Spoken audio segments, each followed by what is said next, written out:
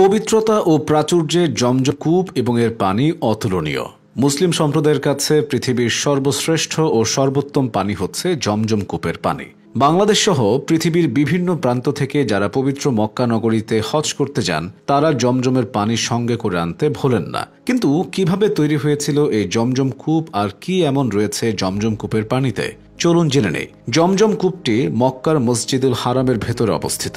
জমজম কূপের ইতিহাস জানতে হলে হজরত ইব্রাহিম আলাইহিসসালামের ইতিহাস জানতে হবে। আল্লাহ তাআলার হুকুমে হজরত ইব্রাহিম আলাইহিসসালাম যখন শিশু ইসমাইল সহ বিবি হাজেরাকে মক্কায় রেখে আসেন, তার কিছুদিন পর জমজম কূপের আবির্ভাব হয়। হজরত ইব্রাহিম আলাইহিসসালাম দুধের শিশু ইসমাইল ও বিবি হাজেরাকে মাত্র এক মশক পানি এবং একটি থলেতে সামান্য কিছু খেজুর দিয়ে যান। মশক হলো পানি রাখার জন্য চামড়ার তৈরি এক ধরনের থলে বা পাত্র।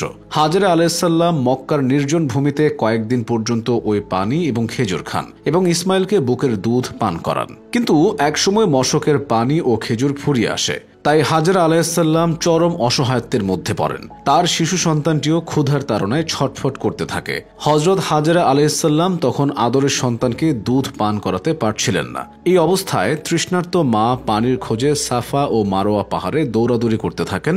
পরপর 7 বার দৌড়ানোর পরও কোনো পানি না পেয়ে তিনি মহান আল্লাহর কাছে সাহায্য চান।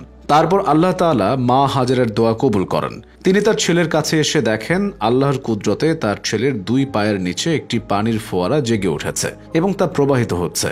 হজরত হাজেরা আলাইহিসসালাম তখন অত্যন্ত আনন্দিত হন এবং চারদিকে পার বেঁধে পানি থামানোর চেষ্টা করেন। তিনি পানিকে থামার নির্দেশ দিয়ে উচ্চস্বরে বলেছিলেন, জমজম, যার অর্থ থেমে যাও। হজরত হাজেরার উচ্চারিত এই শব্দেই পৃথিবীর সবচাইতে পবিত্র এই কূপের নাম হয়ে যায় জমজম। পরবর্তীতে বিভিন্ন গোত্র ও সম্প্রদায় মক্কায় মানব বসতি গড়ে তোলে। তারা জমজম কূপের নিয়ন্ত্রণ নিজেদের করে নেয়। এভাবেই একবার জুবহাম গোত্রের লোকেরা জমজম কূপের নিয়ন্ত্রণ লাভ করে।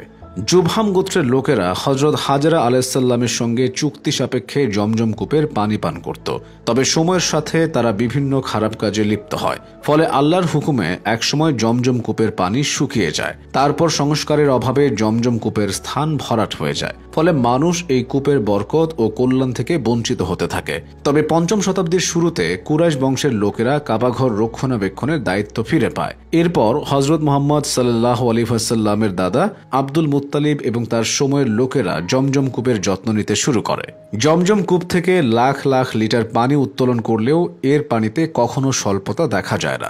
বর্তমানে কাবাঘরের 21 মিটার দূরে অবস্থিত এই কূপটি থেকে 20 লক্ষাধিক ব্যারেল পানি উত্তোলন করা হয়, কিন্তু কখনো পানির স্বল্পতা দেখা যায়নি। এছাড়া জমজম কূপের পানি সম্পূর্ণ জীবাণুমুক্ত।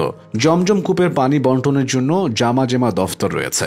এই দফতরে একজন প্রেসিডেন্ট এবং একজন ভাইস প্রেসিডেন্ট সহ মোট 11 জন সদস্য ও 5 শতাধিক শ্রমিক নিয়োজিত আছেন। কারণ ইতিহাস ও তাৎপর্যের বিচারে জমজম কূপ আল্লাহ তাআলার পক্ষ থেকে বিশেষ উপহার। এই উপহারের ভাগীদার হতে চায় পৃথিবীর প্রত্যেক মুসলমান।